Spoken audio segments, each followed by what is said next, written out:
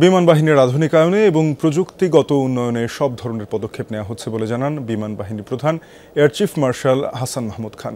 সকালে যশোর এয়ারফোর্স একাডেমিতে অনুষ্ঠিত বিমান বাহিনীর রাষ্ট্রপতি কুচকাওয়াজ অনুষ্ঠানে কথা বলেন তিনি। বলেন, বিমান বাহিনীর অপারেশনের সক্ষমতা বৃদ্ধি পেয়েছে। এ সময় তিনি বলেন, গত ১.৫ বছরের পরিবর্তিত পরিস্থিতিতে বিমান বাহিনী বিমানবন্দর সচল রাখার মধ্য দিয়ে গুরু দায়িত্ব পালন করে যাচ্ছে। আসন্ন জাতীয় সংসদ নির্বাচনে দায়িত্ব পালনেও প্রস্তুত বিমান বাহিনী।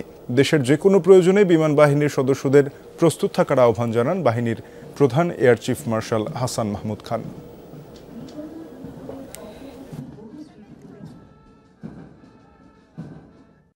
গত ১.৫ বছর ধরে দেশের পরিবর্তিত পরিস্থিতিতে আন্তর্জাতিক বিমানবন্দর সমূহ সচল রাখতে এই বাহিনীর সদস্যরা যে পেশাদারিত্ব ও নিষ্ঠা দেখিয়েছে তা সত্যি প্রশংসনীয়। আসন্ন জাতীয় নির্বাচনেও আমরা সর্বাত্মক সহায়তা দিতে দৃঢ় প্রতিজ্ঞ।